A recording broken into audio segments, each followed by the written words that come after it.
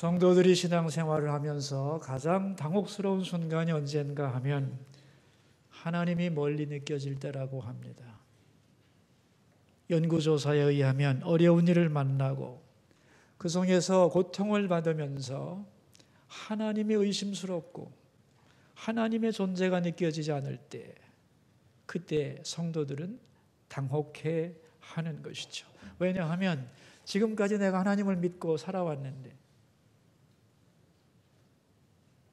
내가 주님을 사랑한다고 생각했는데, 그리고 다른 사람들에게도 하나님이 나를 사랑한다고 그렇게 증거하며 살았는데, 정작 이를 만난 나에게 고통은 다가오고 하나님은 느껴지지 않을 때 성도들은 당황하는 거죠. 이때 사람들은 쉐이킹 그라운드, 자기의 근본 터전이 흔들리는 그러한 충격을 받으면서 이렇게 외친다고 합니다. 나는 지금까지 뭘 믿고 살아왔지? 내 신앙의 실체가 이 정도였는가? 탄식하는 거죠. 그런데 중요한 것은 바로 이 순간입니다. 하나님이 없는 것 같이 느껴질 때 어떻게 해야 되는가? 하나님이 어디 있어? 하나님은 없어 하고 뛰쳐나가면 안 된다는 거예요. 내 속에 하나님이 없다는 걸 인정해야 돼요. 내가 찾는 하나님이 내 속에 없습니다. 어찌 된 일입니까? 라고 자기 영혼의 어둠과 비참함을 고백해야 된다는 거예요. 그럴 때 하나님께서 다가와 의심하고 불안해하고 두려워하는 그 영혼을 붙잡아서 다시 하나님을 신뢰하는 자리로 인도하신다는 거죠. 그래서 처음에는 조건적인 신앙에서 시작하지만 나중에는 그럼에도 불구하고 어떤 경우에도 하나님을 굳게 붙잡는 자로 우리를 빚어 가신다는 겁니다. 필립 얀시가 쓴 내 속에 하나님이 없다는 책의 내용입니다. 그러니까 살다 보면 내 속에 하나님이 없는 것 같은 충격을 받을 때가 있는데, 그럴 때 좌절하지 말고 그 없는 사실을 하나님 앞에 토해 놓으라. 그러면 하나님께서 다시 그를 붙잡아 회복의 은혜로 이끌어 가신다는 거죠. 왜냐하면 믿음이라고 하는 것은 한 번에 확 들어와서 흔들리지 않는, 요동하지 않는 그런 것이 아니라는 거예요. 믿음이라고 하는 것은 그 과정 속에 자기가 한심하다고 생각이 들 때도 있고, 낙담하는 순간도 있고, 그리고 의심의 과정도 거치면서 조금씩 성장하는 것이기 때문입니다. 이것이 믿음의 과정이라는 거예요. 여러분, 우리는 지난 시간에 사랑하면 이렇게 됩니다 라는 말씀을 배웠죠. 이기적인 사랑이 아니라 진정한 사랑, 하나님이 우리에게 보여주시는 참 사랑을 알고 행하게 될 때에 세 가지 현상이 일어난다고 했어요. 첫째는 뭐죠? 참고 인내하게 된다는 거예요. 왜? 사랑은 언제나 오래 참고 참을 수 있는 힘을 주는 거다. 참사랑이 인내를 가져온다는 거예요. 그 다음에는 사랑하게 되면 베풀고 나누어 주게 된다고 했죠.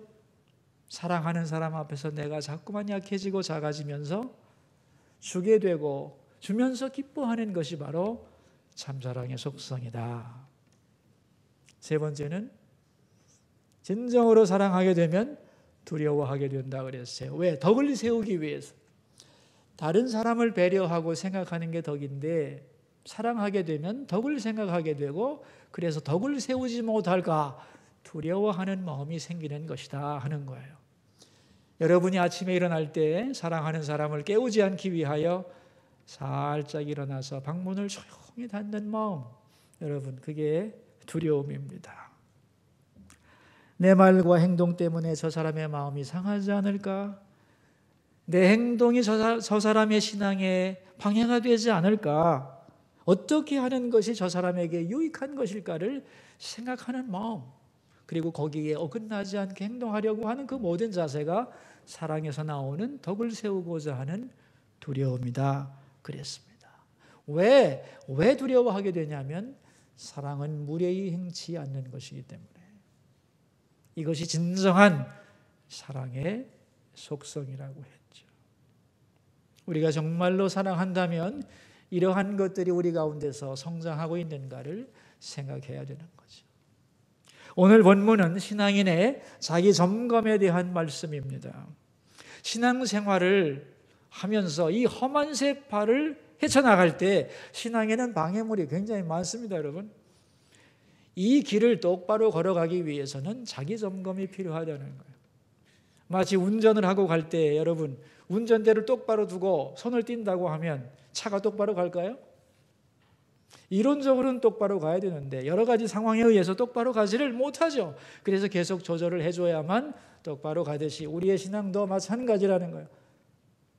흔들리지 않고 곧은 길을 걸어가려면 자기를 점검하고 조절하는 능력이 있어야 한다, 그런 말입니다.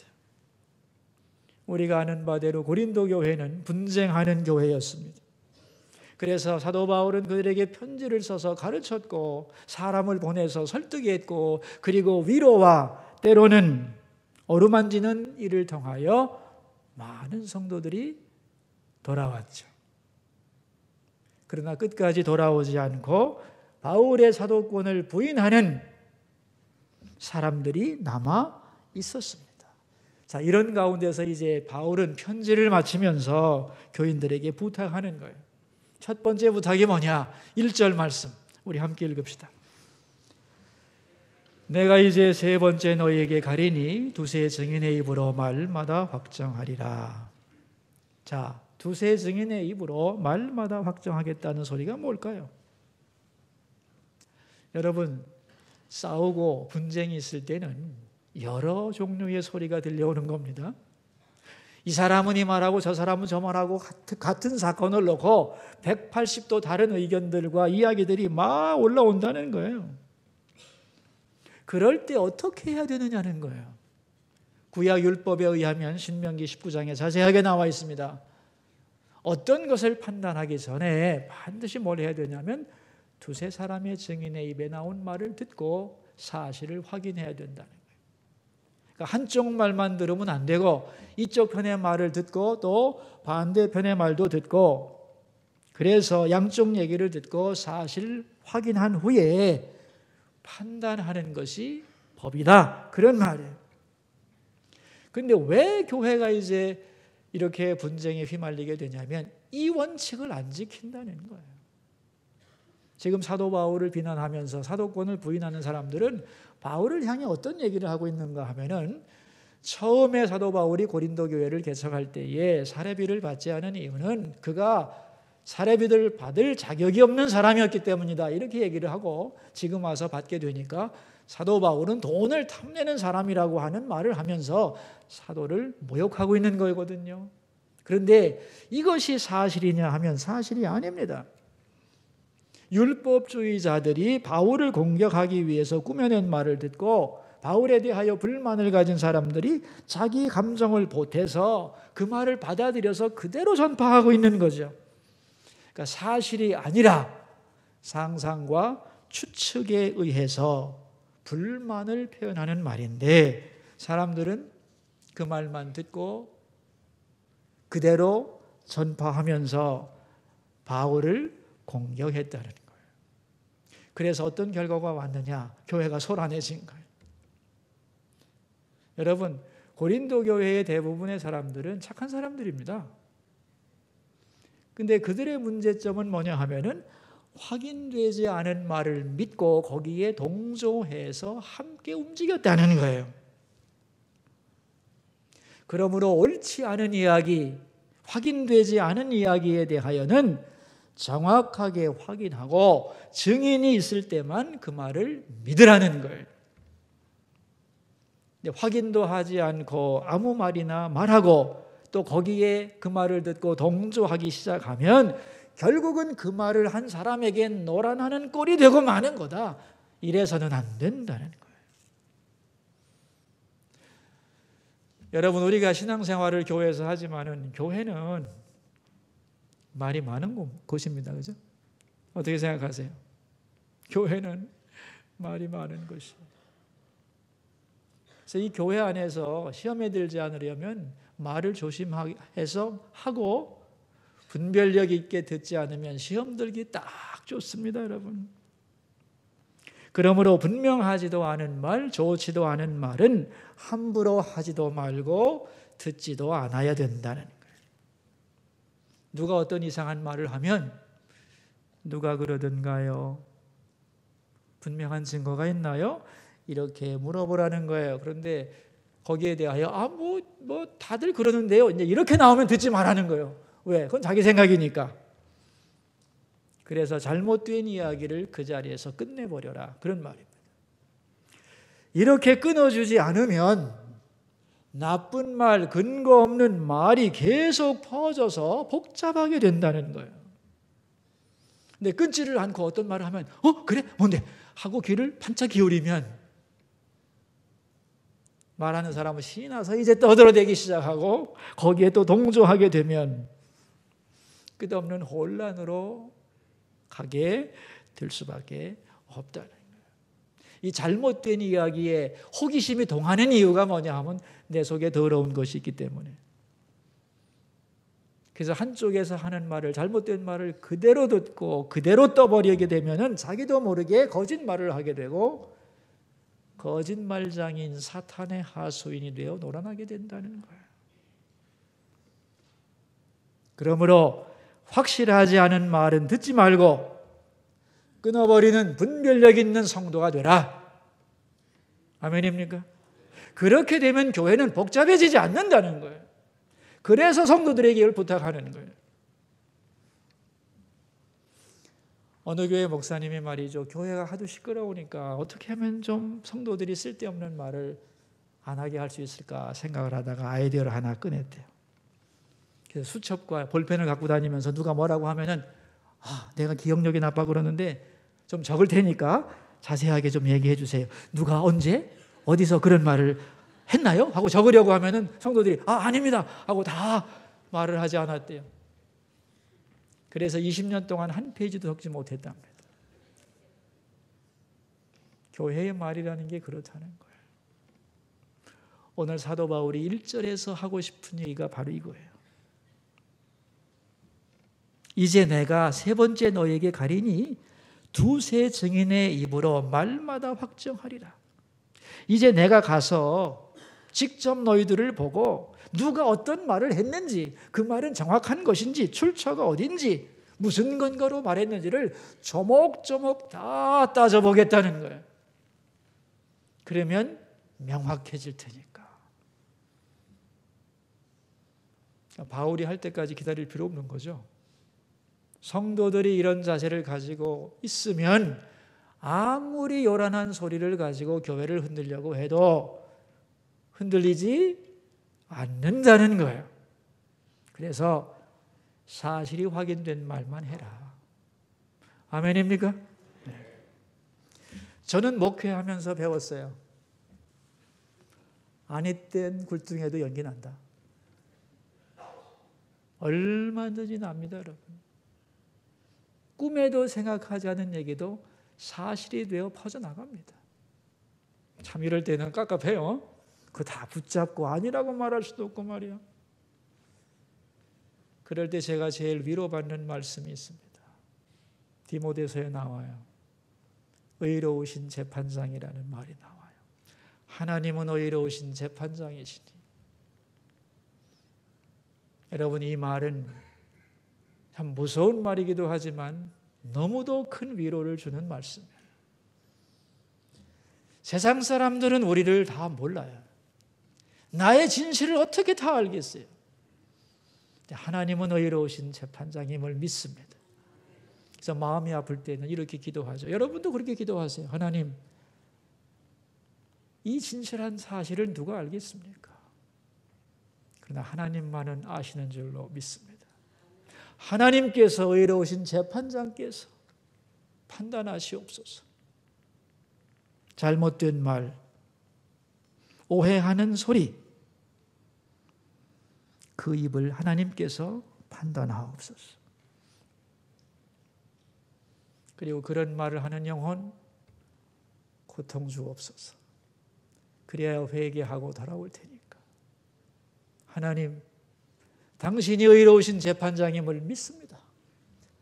그렇게 기도하고 맡기면 되는 것입니다.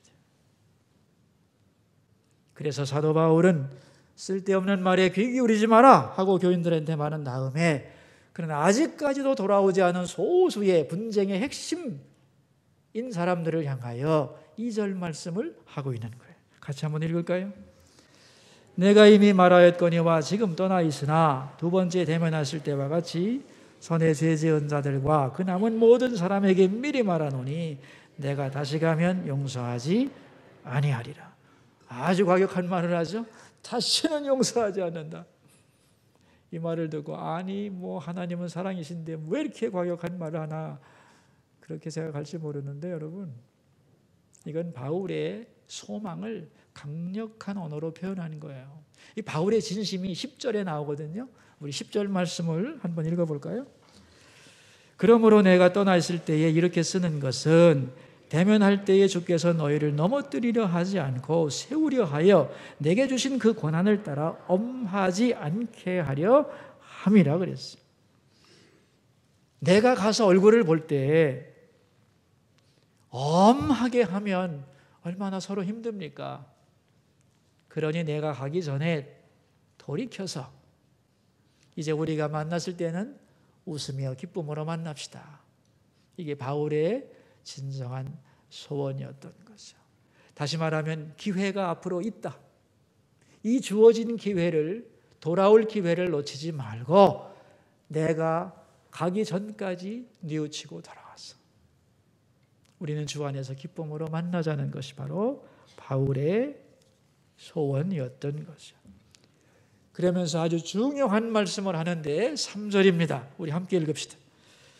이는 그리스도께서 내 안에서 말씀하시는 증거를 너희가 구함이니 그는 너희에게 대하여 약하지 않고 도리어 너희 안에서 강하시니라. 그리스도는 강하다는 말을 갑자기 하고 있어요. 왜 그러느냐 이거죠. 그리스도는 강하다. 왜냐하면 문제를 일으키고 어지럽히는 사람들, 주님의 이름을 욕되게 하고 하나님의 영광을 가리우고 교회의 권위를 흔들고 그분의 몸을 찢는 이런 일을 하는 사람들, 다시 말하면 교회에서 있어서는 안 되는 일들이 왜 벌어지느냐 하는 거예요. 그런 일을 하는 사람들의 마음속에 그리스도를 무시하는 마음이 있기 때문이라는 거예요.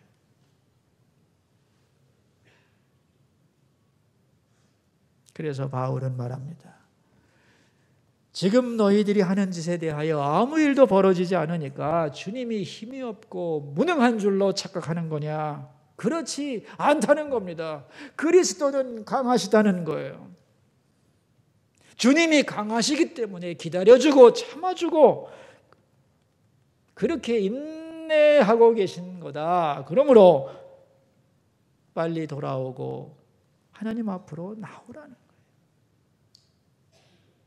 주님은 참고 인내하시지만 한계를 넘으면 확실하게 손을 본다는 거예요. 주님 우습게 생각하면 큰일 난다는 얘기를 하는 겁니다. 그러면서 사람들이 오해하는 얘기를 4절에서 하고 있어요. 같이 읽을까요? 그리스도께서 약하심으로 십자가에 못 박히셨으나 하나님의 능력으로 살아계신 우리도 그 안에서 약하나 너에게 대하여 하나님의 능력으로 그와 함께 살리라.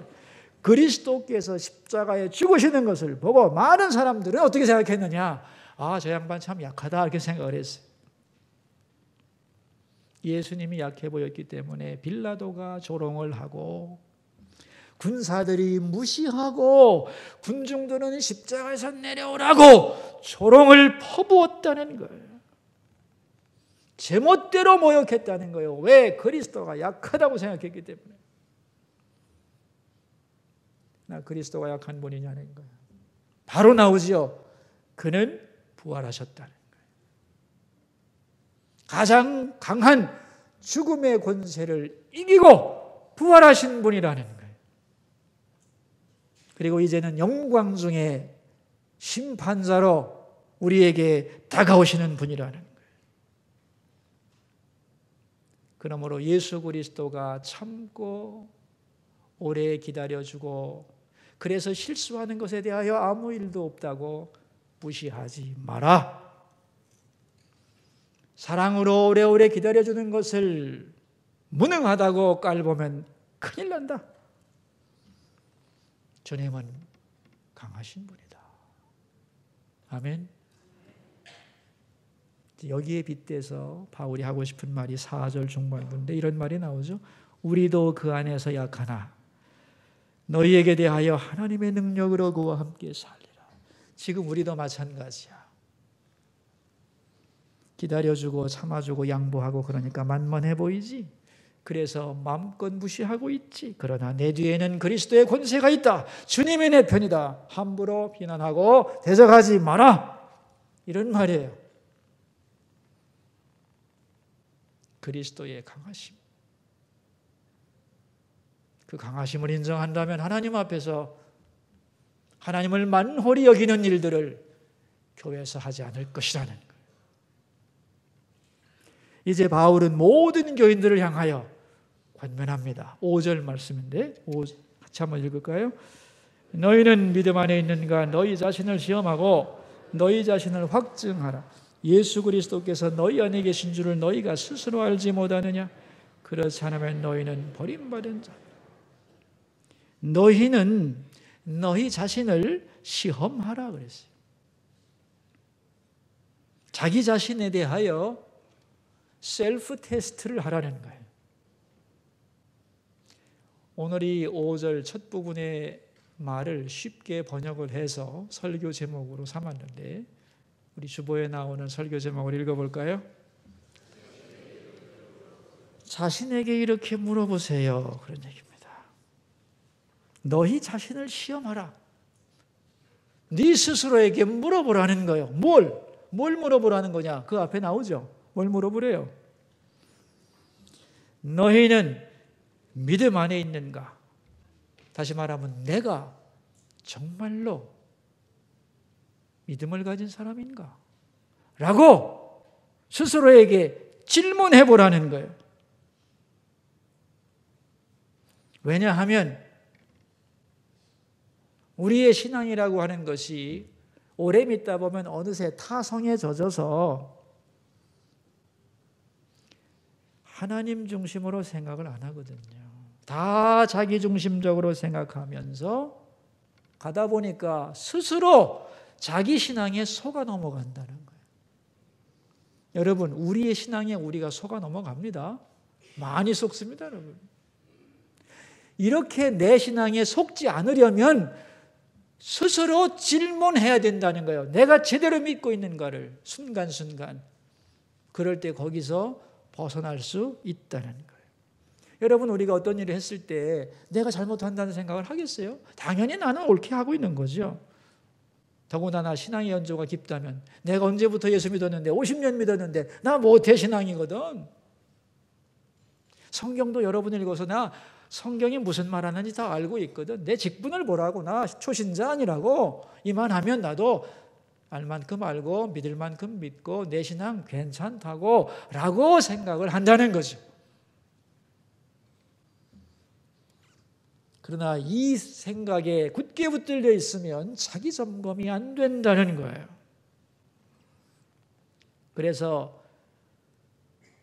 신앙생활을 똑바로 흔들리지 않고 하려면 때때로 멈춰서서 자기 체크리스트를 점검해야 돼요. 여러분, 신앙의 체크리스트가 많거든요. 근데 오늘 3가지만 설명해 드릴게요. 너무 많으니까. 첫째가 뭐냐 하면 언제든지 이 질문을 해야 되는 거예요. 첫째가 뭐냐 하면은 나는 정말 예수 믿는 사람인가 하는 거예요. 나는 정말 나의 옛사람이 십자가 앞에서 죽었는가를 질문해야 돼요. 여러분, 이 질문만 정확하게 하면 많은 문제가 대답이 됩니다. 나 정말 예수 믿는 사람인가? 나는 정말 십자가 앞에서 죽었는가? 이게 첫째 질문이에요. 두 번째, 나의 모든 것은 하나님으로부터 온 선물이라고 믿는가? 그리고 나에게 주어진 이 모든 것은 하나님이 지금이라도 거둘 수 있다는 걸 믿는가? 그거예요. 여러분, 이렇게 묻고 대답을 하고 나면 많은 문제가 해결되게 돼 있어요. 세 번째, 지금 내가 하고 있는 말과 행동은 정말 하나님을 위한 것일까? 아니면 내 자존심과 명예와 인간관계 때문에 나온 것일까? 정말 지금 나의 행동은 하나님이 보실 때 옳다고 인정하시는 걸까? 라고 물어보라는 거예요.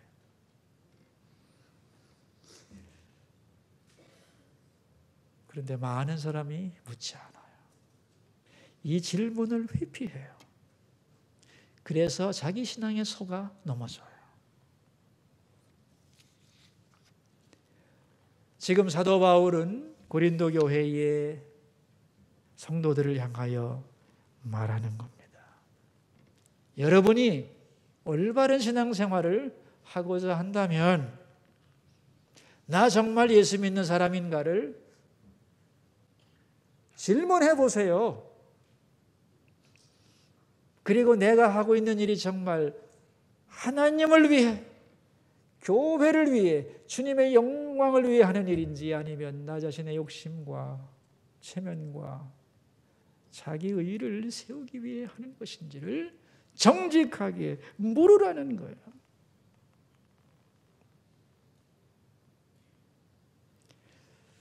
여러분, 여기에는 전제가 깔려 있죠?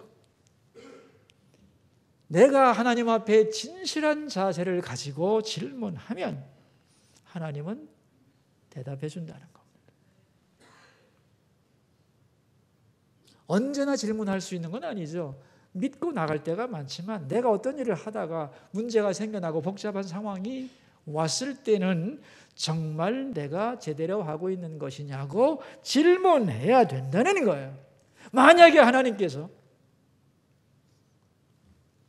내가 질문할 때 대답해 주신다면 지금 내가 하고 있는 것을 다 내려놓고 나는 주님의 뜻을 따를 각오가 되어 있습니다라는 전제를 가지고 정말 하나님이 가르쳐 주신다면 나는 그 뜻에 나의 모든 것을 복종하겠습니다라는 전제를 가지고 진실한 마음으로 하나님께 물으면 하나님 어떻게 하신다고?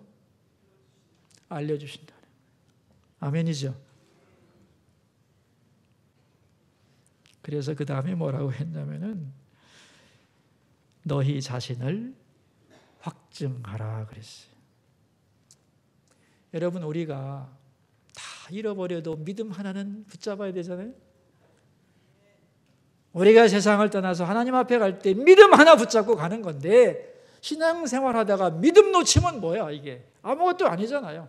그건 내가 정말 이건 믿음 안에서 하고 있는가를 묻지 않고 이 믿음 팔아먹으면 아무것도 아니라는 거예요. 그런데 아무리 질문해도 모르겠다? 아니죠. 정말 전제를 내려놓고 나의 직분이든 나의 과거든 명예든 다 내려놓고 정말 하나님 앞에서 한 개인으로 언제든지 주의 음성 앞에 나를 다 포기할 각오를 가지고 참으로 물으면 하나님은 대답하시는 거예요. 그런데 그렇게 해도 하나님의 응답이 없다면 너는 버림받은 사람이라는 거예요. 왜? 네 안에 계신 주님이 네 안에 계신다면 대답할 거 아니냐는 거예요. 아무리 물어도 대답이 없다. 나 때문에 교회가 어지러워지고 분쟁이 생기고 교인들이 실망하며 떠나고 그런데도 아무 느낌도 없고 질문해도 대답이 없다면 이 속에는 주님이 없는 거예요.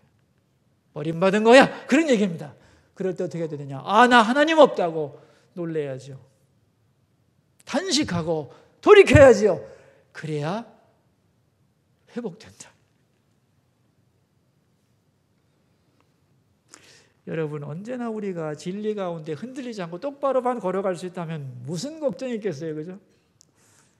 근데 그런 게 아니거든요. 우리가 약한 존재이기 때문에 언제나 휘청거릴 수도 있고 잘못할 수도 있는 거예요, 그죠? 그러나 그럴 때 질문해야 돼요. 하나님 앞에 정말 나는 믿음을 가지고 있는지를, 이것이 주님을 바라보고 하는 나의 진정인지를 질문해야 돼요. 그래서 하나님의 은혜 가운데 다시 돌이키는 역사가 있지 않으면 우리는 지금까지의 힘대로 막 나가다가 실족할 수 있다 그런 말이에요. 내가 이렇게 스스로 하나님 앞에 질문을 못하면 어떻게 될까요? 하나님이 강제로 그렇게 만들겠죠. 나를 사랑하신다면 그때는 정말 고통스럽다는 거예요. 그러므로 하나님이 손보시기 전에 뭔가 문제가 있다고 느끼면 질문하라는 거예요. 하나님, 난 정말 믿음을 갖고 있는 겁니까?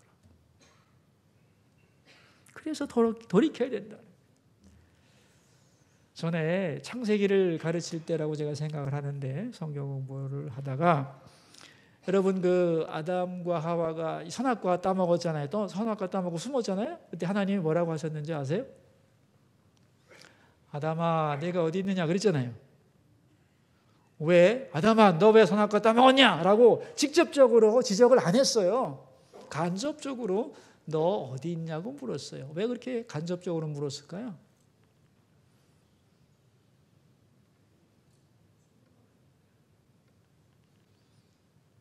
하나님은 회개할 기회를 주는 거예요. 너 지금 어디 있는지 하나님이 몰라서 묻는 게 아니야. 네가 왜 거기 있게 되었는지 네가 알잖아. 선악과를 따먹고 부끄러워 숨은 거 아니야. 그럼 어디 있느냐고 그럴 때 하나님 잘못했습니다 라고 말해야지. 그 말을 네 입으로 할 수 있는 기회를 주는 거예요. 지금 회개의 기회를 주는 거다. 그런 얘기를 했습니다. 그랬더니 끝나고 나서 어느 분이 이런 말을 했어요. 정말 오늘이라도 하나님이 아모개야 너 어디 있느냐고 이렇게 물으시면 나는 아담처럼이 아니라 정말 제대로 하나님 잘못했습니다 라고 응답할 것 같은데, 문제는 하나님이 너 어디 있느냐고 묻질 않는다는 거예요. 그래서 제가 그랬어요. 하나님의 음성은 너 어디 있냐고 귀로 직접적으로 들려지지 않습니다. 당신의 마음속에 간접적으로 들립니다. 나 뭐 하고 있는 거지라고.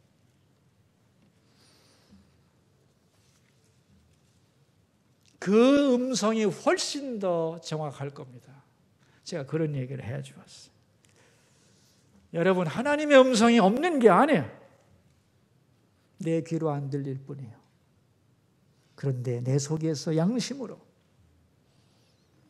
때로는 가책으로, 또는 다른 사람의 입을 통해서 수없이 하나님은 우리에게 질문합니다.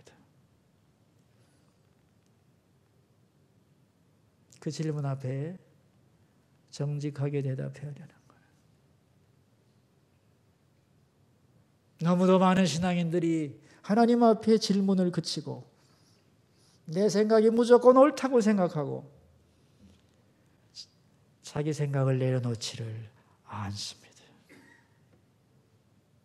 여러분, 내 말과 내 행동의 근본 동기가 어디에 있는지를 점검해야 돼요.